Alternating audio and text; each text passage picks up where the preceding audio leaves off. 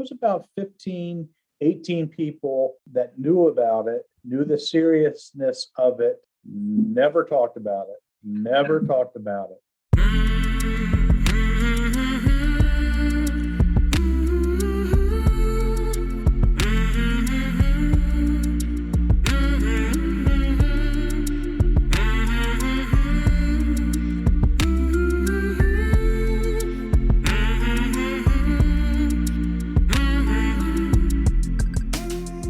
Hey there, my name is Sean, and this is Suicide Noted. On this podcast, I talk with suicide attempt survivors so that we can hear their stories.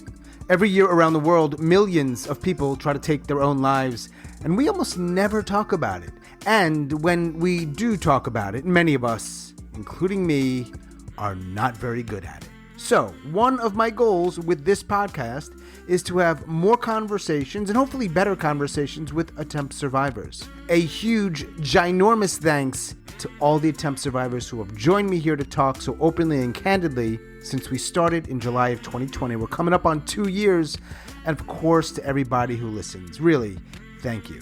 If you are a suicide attempt survivor and you'd like to talk, please reach out. hello@suicidenoted.com, on Facebook or Twitter @suicidenoted, and I will put links to a few other things in the show notes, ways in which you could leave us a recorded message, and a new community, which we will be launching soon so that suicide attempt survivors have an additional space to get together, to connect and converse and express.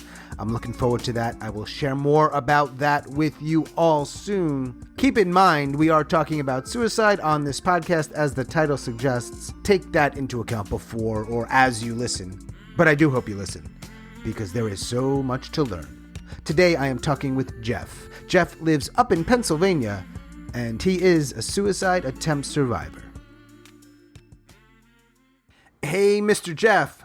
So, you reached out to me, which means presumably you heard at least one episode. I'm asking this more and more of late for some reason is, how did you stumble upon a podcast that is all about suicide? I have suicide ideation, and there's times that I look for things, put things in the internet, Google, and put suicide in there. I'll find different things, and most of them are, call 1-800-HELP. Not real direct. It's not real personable. I don't find, and it's difficult because of all the federal regulations trying to do something online that is mental health. I think we breached that over COVID, but I'm big into photography. So I look for photographs that are of down people, particularly like black and white drawings of just people that are feeling sad. And like I mentioned, I'm bipolar. I usually look for that type of thing. And it's weird, but it's kind of like joining a club, which is not a club you want to be in, but kind of like joining a club. And when you see things that are people that are bipolar, they have drawn something bipolar, kind of kinship type of thing. Mm-hmm.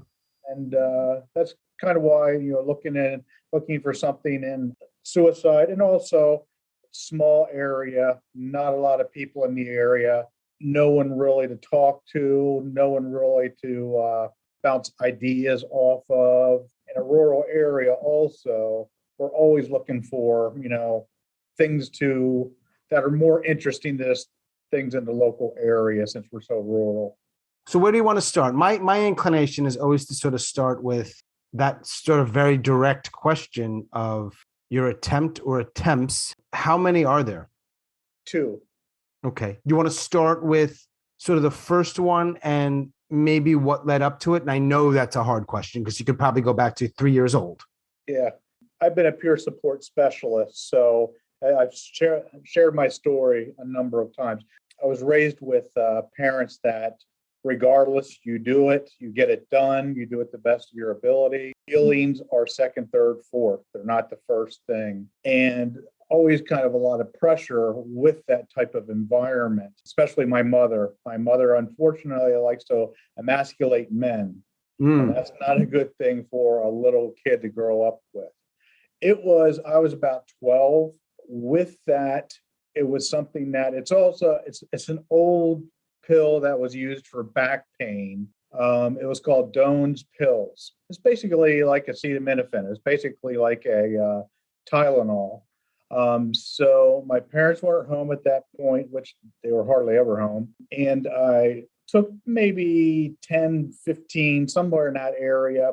And it was a weak attempt, but it really was kind of an attempt. And I think it was more for calling out for help, wanting help, than someone, doing away with my life.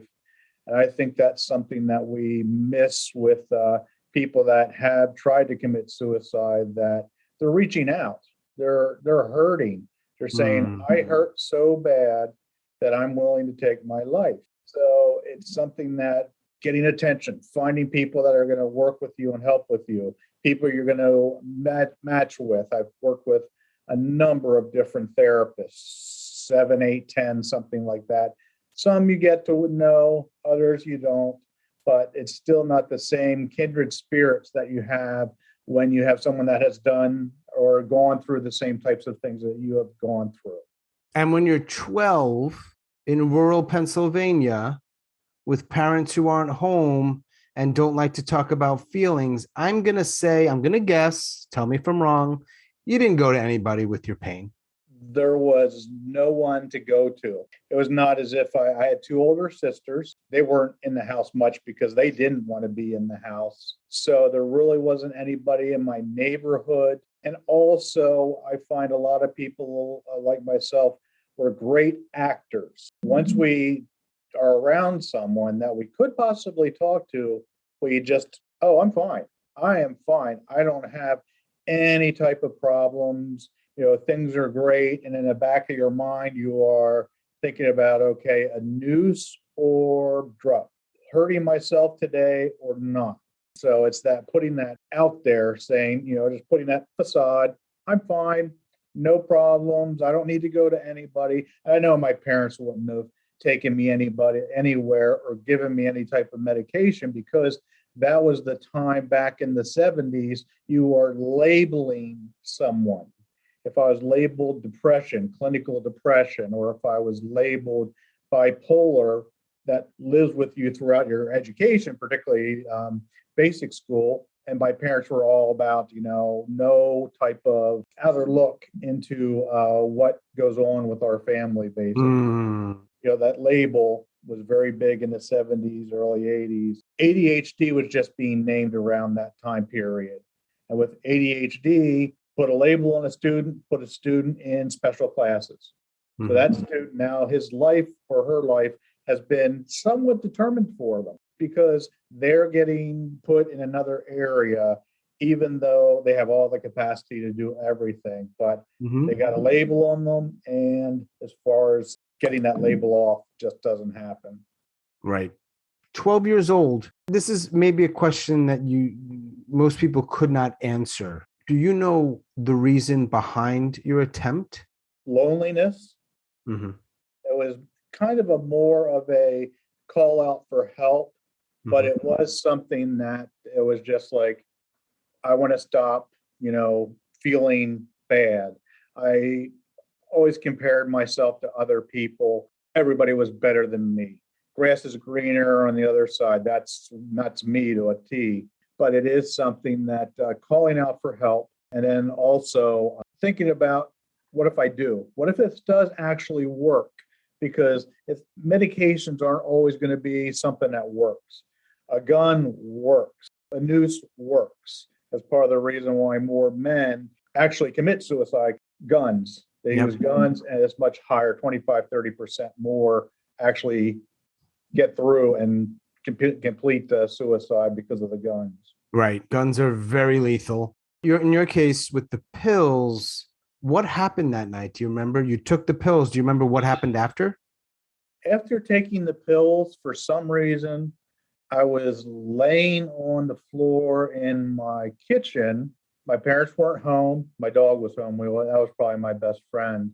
I just, felt okay. Felt kind of dizzy. Felt kind of not really all that bad, but just felt dizzy and stuff. And I just went to bed. And I didn't know as far as if I was going to wake up or not. Kind of waking up was kind of that, no, not again. I'm still going to be going through the motions. I'm still going to have to fake everything that I'm fine and nothing's bad with me or wrong with me. Wasn't a fun experience whatsoever.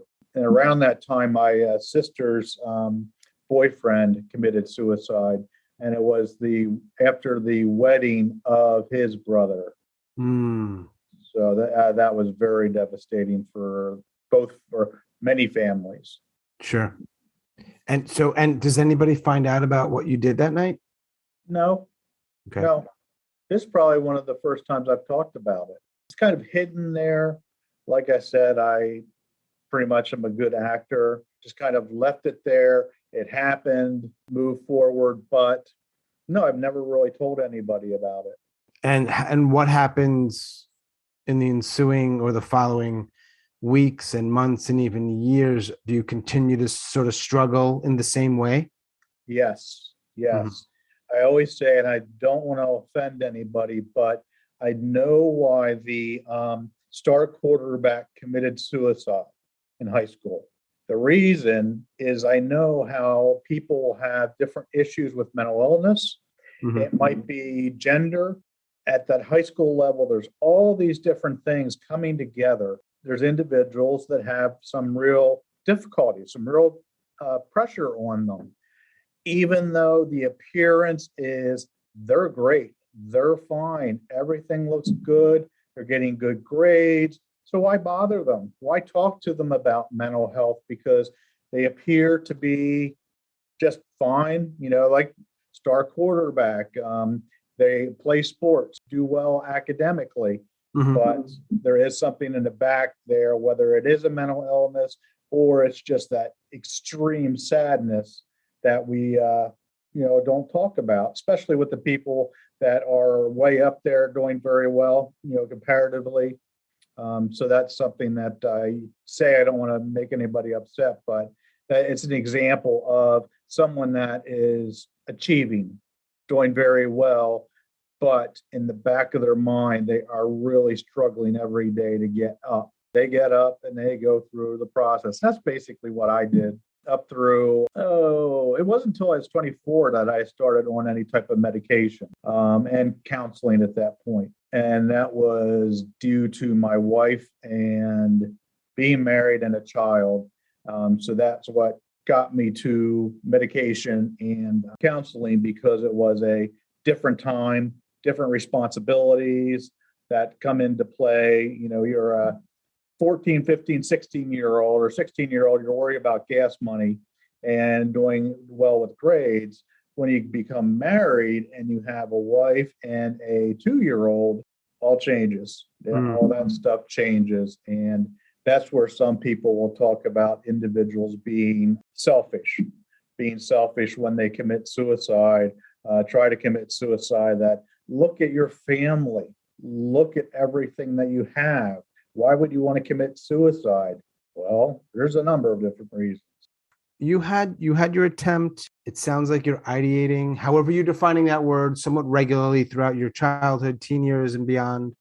I'm sort of summarizing here, but it helps me sort of connect the dots. You had a few people, at least 2 people, it sounds like, in your life that you at least knew who committed suicide, or I should say completed suicide. People don't like when I use the word commit. That's fair. And then you're 24, you're married, you have a kid, you start to get treatment, help, meds, diagnoses. Yes, I was first diagnosed as far as clinical depression, and I was put on Prozac. And it was like the sun started shining. It really was something that worked for me well. It worked for me well for about a year to 2 years.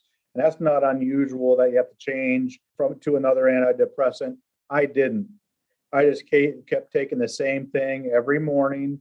So it looked like I was fine. My wife is a nurse, so taking the medication all the time. She would check on that. It wasn't working, but I was still taking the medication. And then when do you attempt again? In my 30s. I have long spans. It was probably when I was about 35, 36, maybe 40, something in there. And how old are you now, may I ask? 53. Oh, you look young. The listeners will not know that, but I am, from my point of view, thinking I thought you were younger. So some 15 or so years ago, you had, I'm not going to tell you what your life was like, but you were alive, you're married, you're a father, one child, more than one, three kids, you're doing what you got to do. And so I know we're trying to sort of take many years into a very short period of time here as we talk. I know it's challenging. Any idea what changed in your life that led you to your second attempt in your late 30s? Definitely, as far as the pressure of family, wife and three kids, my wife didn't work. So I was the breadwinner. And if I did something to lose my job, I'd be, dire straits type of thing. And I also, as far as am a recovering alcoholic. So at that point in time, I was drinking like a fish. I mentioned as far as going through college, I drank myself through college. I do not know how I completed college. But then I'm a musician, have been in bands. Bands usually mean drugs and alcohol, stuff like that, with rock bands and stuff.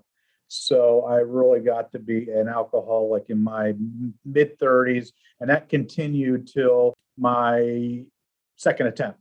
Alcoholism played a part in the suicide attempt. Right. One of the questions I often ask is, how are you coping? Right? How are you dealing with life? So it sounds like for you, for quite some time, one of the things that you used to cope was booze. Yep. Yes. Okay. It makes sense to me. I mean, I get it. I know that there are typically some not very good consequences, but in the moment, you feel better. Mm-hmm. Why else would you do it? Yeah. I don't like to get, I do like to get granular. So if this is too much, you'll tell me. You're in your late 30s, you're drinking. Obviously, it sounds like there's just things are mounting, pressure is mounting. What changes so that whatever with that particular day and not the day before, this is the day? That day, I'm bipolar, like I said. I had not really slept for about 2 weeks. I was manic, and manic is not fun. Some people, it looks like it'd be fun. No. It's horrible. I was manic and had not slept for like I said, about 2 weeks. Wow. So my thought process is all over the board. And it's just like I was self-hurting and harming. So at that point in time, I just grabbed the bottle of Valium that I had. Why you give an alcoholic Valium, I don't know. But I just grabbed the bottle and I just basically chugged down about 25 Valium at once. Then I just went and laid on the couch, expecting, things to go dark, things to go, slide out of this world type of thing. But unfortunately, I was manic. Manic will kick 25 Valium right away. Plus, I had been on Valium for 2 years, so it wasn't really working all that well. But if you take 25, 30 pills, it's usually going to do something. About 12:30, I was still not feeling anything. I did it about 10 or 11:30, and I told my wife what I had done. So then all of a sudden, the ambulance is there, fire rescue people are there. I have 3 kids that are in bed, and I did this. So now I start to feel guilty that all this commotion is coming in, that kids shouldn't have to see, as far as something like that happening to a parent, that the parent did it to themselves. So fire rescue came in, ambulance crew came in. So they got the blood pressure cuff on me, doing all these different tests. I'm not really all that bad. I'm just really kind of spaced out at that point in time. I know what's going on, but it's almost like disassociative, where a person's kind of out looking in. My brain had things happen to it. My body did not. It really did not change. They were ready for me to fall over, at any point in time. They wanted to get me in the ambulance and get me to the ER as soon as possible. But I never lost consciousness, unfortunately. It just was something that mania. Also, I found out medically, there's times that you can overtake medication and then it won't work. Valium is one of those medications. You can take 3, 4, 5 milligrams and that'll really hit you. You can take 20, it doesn't work because it's too much. Some of the chemicals, they're too much of one of the chemicals that you're taking. So it doesn't work. But it's pretty interesting. Like I said, I worked in peer support at the Behavioral Health Center. I found that out when we were working with some patients that we did have to give the shot of Valium or Xanax or whatever and put them down and make them safe. I kind of learned a little bit. I read a lot online. It's probably bad to do, but I do read a lot online as far as different types of medications a lot. I'm very, very interested in what they're doing now as far as fMRIs, where they're actually having the person doing an MRI and then they have the person look at sad pictures. One part of the brain will light up. Then they have music and another part of the brain will light up. Fascinating. I think that's really cool stuff to watch. Near-death experiences. I have a big habit of watching near-death experiences a lot. Okay. Interesting. So did you go to the hospital that night? Yes. You stay there? Yes. How long? Probably 7 or 8 days in the behavioral health unit. So they have you there, you're safe, they're checking your meds, they do all that stuff, right? And you get out, anything change? My medications were changed and I started going to AA. And that's probably one of the biggest things that has changed my life is going to AA. Medications do not work when you're drinking alcohol. Going to AA is something that has just, like I said, changed my life. Medications working. And if they're not, I'm not going off the deep end because they're working a little bit, but alcohol is not involved. You know, I'm one of those people that sings the praises of AA. It's a great organization. I'm going to ask you a question that might be a little sensitive, so I'm going to frame it carefully here because I want people to understand what kind of pain leads people to attempt to take their life. You're a husband and a dad of 3 children. And so I'm thinking about that particular night. And I promise you 100%, there's no judgment. I imagine there's conflict. Part of you, I want out. I'm in pain. Another part of you, though, you're a dad. You're a husband. That's got to be a very tricky spot to be in. The thing that I always look at is probably the way I was brought up. Would my wife and with the kids be financially sound? Right. You know, because then I could just be out of the picture and my wife and the 3 kids, they'd be able to eat, they'd have food, house, computers, they'd have all that stuff if they were financially stable. And we were getting to that point, but my brain was just not good, very mixed up. There's what's called dysphoric mania, and that is the worst. That's where you put depression and put mania together. So when you put that mania into depression, it is, and that's where really that's an extremely difficult place to be. Yeah. How many people, you said that almost nobody knows about the first attempt back when you were 12. You didn't talk about it much. Who in your life knows about the second attempt? Of course, my wife and kids, my parents, her parents, and sisters. I don't think the neighbors, like it was late. They probably got there at 1 o'clock. They didn't have the siren on. They had the lights flashing, but they didn't have the siren on. So they weren't waking up the whole neighborhood. None of that really happened. But there was about 15, 18 people that knew about it, knew the seriousness of it, never talked about it. Would you have been open to talking about it? Probably a month to 2 months afterwards. It was too raw, right afterwards is really too raw. And also who you're talking to can make a difference. If I'm talking to a friend, I can say, it'd be much more open than if I'm talking to my parents. So really opening up it really was not talked about. And I've been hospitalized 7 times.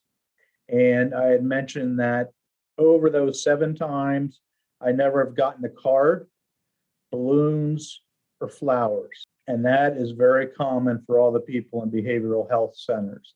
You don't talk about it. You don't send a card. You just, oh, they're in the hospital, but that's it. And I work at a university with 650 employees. So there's a lot of people around. Seven different hospital visits. Yes. Behavioral health, mental health. Yes. What was the longest stay? Oh, it would have been, I went through ECT, the electroconvulsive therapy. So that would have been the longest. That was probably a month. Did that help? It helped to a point. What I didn't like, and some people have it, is the fogginess afterwards.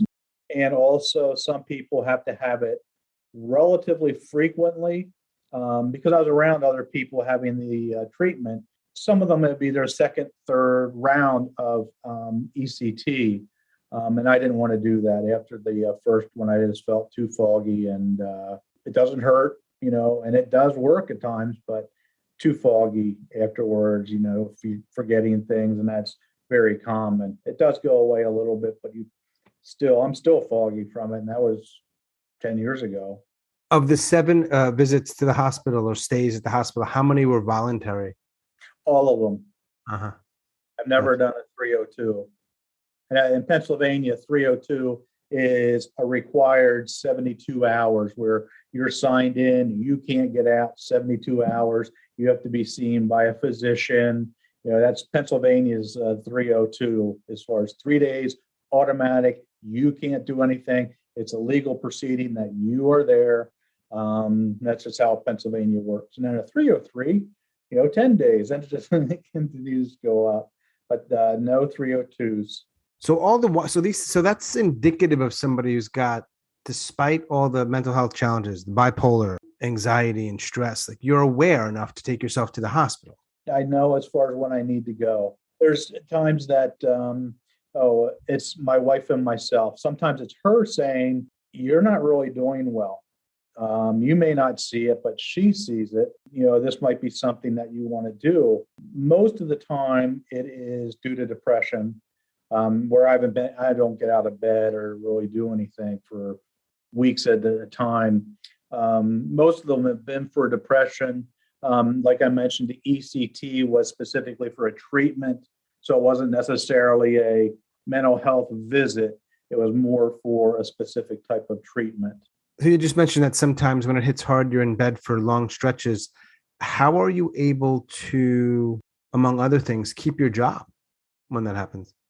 I work in the field of education. I work at a university. At least I feel that some of the people are more open to, as far as, we have psychology faculty members. We have people that have their PhDs in psychology and behavioral health in different areas. So that helps. But working at a university, being able to do the family medical leave, I always sign up for that. Those things have really helped. I've been with the university for 30 years. When things were going on, I had 15, 18 years in. So it was also something that I've been around. They wanted me back, I guess. Being at a university, being in education really helped. If I was an on-the-road salesman, I would have lost my house. Right. So it sounds like you've had the same job and the same wife for a few decades.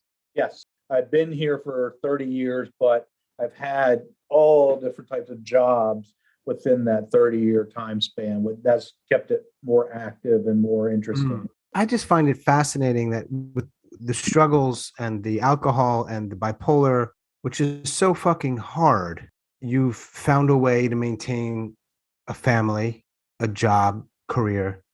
That's some good stuff, man. And I hope I don't sound like I'm pandering, because I know there are many a person out there with mental health diagnoses who accomplish phenomenal things, right? Phenomenal things. I mean, it's still, I'm always like, oh, wow, good for them, man. Good for them. Does your wife know that you're talking to me? No, she does not. Is she going to hear this? Probably not. She's not a big podcast or even computer person. So it's probably not something she's going to listen to or like know that I did it. There's one person probably that I'll let know, and that's it. Friend, Yep. your kids know about your attempt, Yes. and you'd said a bunch of other people know, family related. They don't talk about it. Does anybody ever bring it up? Just out of curiosity. No. Oh, no. Hmm. Never. That's never brought up. Never. It's not a holiday discussion. And no one ever has taken me aside and said, "What? Why were you like a sister, a parent?" No. Hmm. So you have a college friend that might hear this, and I know you have. If you don't currently, you've been involved with peer support. I always ask this question. I'm always curious: how many people in your life do you have to talk to? And to be clear about that, I don't necessarily mean that you're considering ending your life. More like just shitty day, tough stretch. There's probably two people. One is a faculty member here, and then the other person is the college friend that we keep in touch, weekly. That we're talking about different stuff, and he's had his challenges also. He's going through a divorce. He's got different challenges, so we kind of mesh real well together in our sorrow, I guess. 100%. Also a Penguins fan, I assume. Yes. Big Penguins fan. NHL ice hockey team, if you're hearing this and you don't know what that is, particularly if you're not from the United States. A few more questions I have, Jeff, and then I'll sort of open it up. And you want to add anything else? Any other treatments other than or in addition to ECT? Counseling, different types of counseling, whether it was just talk therapy or CBT. That really has been the other side without medication. Would be, and I've had a number of therapists and things like that, which makes it kind of difficult. And however you define the word ideate, how often these days do you ideate? I'd say probably once a day, each day. I'm not doing real well at this point, but I'm pushing through, and I have an appointment with my psychiatrist, I think, next week. So You're 53. You think you're going to make it to 60? a couple of reasons. No, some of the medication that you take takes years off of a person with mental illness, particularly bipolar. Some of the medication will take off a couple of years. Bipolars have, what is it, 3 to 10 years shorter lifespan than the normal person, which is kind of, and that's where I'm kind of getting that from. And I don't know, the next couple of years, my kids are out of the house. I'm really struggling with not drinking. In Pennsylvania, we now have put beer into 7-Elevens and stuff like that. All over the United States, you could go in and get a case of beer at your Quickie Mart. Pennsylvania, until last year, you couldn't do that. You had to go to a distributor or for hard alcohol, a wine and spirit store. So last year, they changed that, and now any type of Quickie Mart can have beer in there. So every time I go in to get coffee, there's a beer cave, which is kind of brutal. Yeah, man. I wonder if you'll see a little bit of a spike or more than a little in alcohol related incidents, driving, family abuse, even suicide. Possible. Yeah, too much alcohol.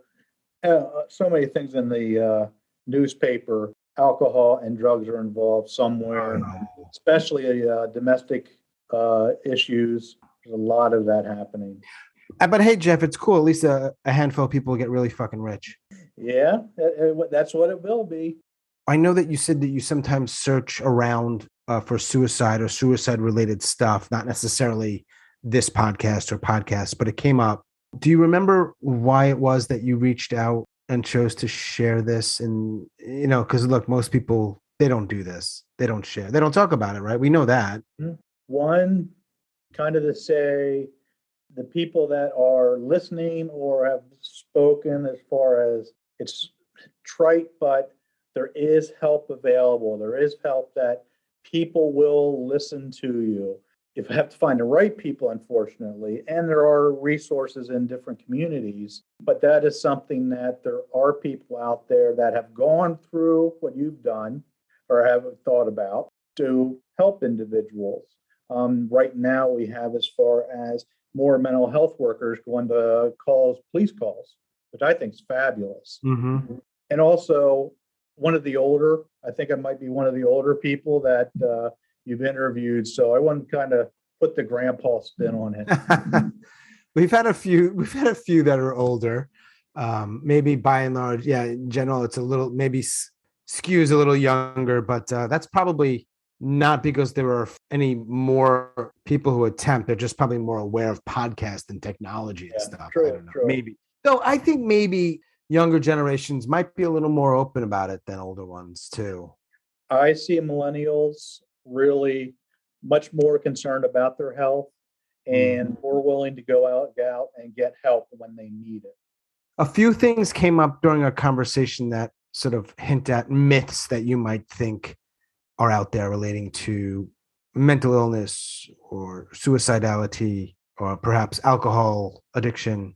Any in particular that you want to discuss that you think are bullshit? The myth that the person's being selfish, really, that's pouring gas on a fire when you're starting to talk about, you shouldn't have done that. You have 3 or 4 kids to take care of.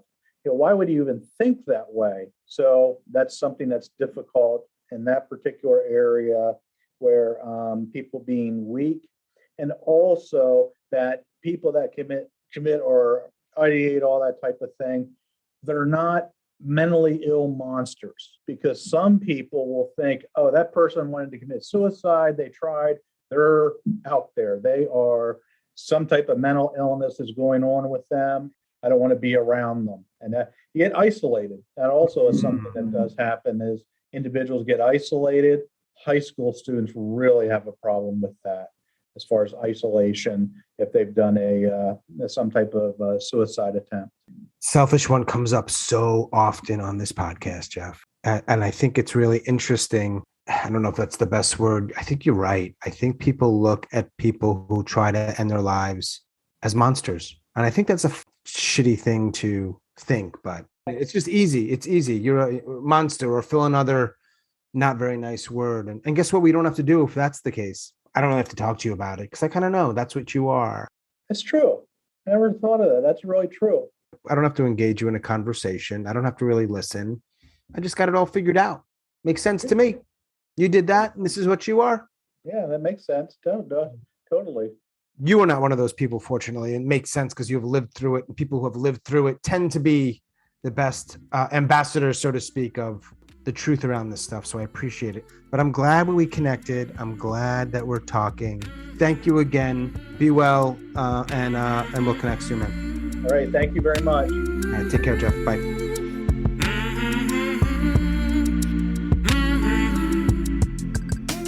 As always, thanks so much for listening and all of your support. And special thanks to Jeff up in Pennsylvania. Thank you, Jeff. If you are a suicide attempt survivor and you'd like to talk, please reach out. hello@suicidenoted.com, Facebook or Twitter @suicidenoted, and I will put links to other things we are working on, projects you may want to participate in. Check it out in the show notes as always. And that is all for episode number 112. Stay strong. Do the best you can. I'll talk to you soon.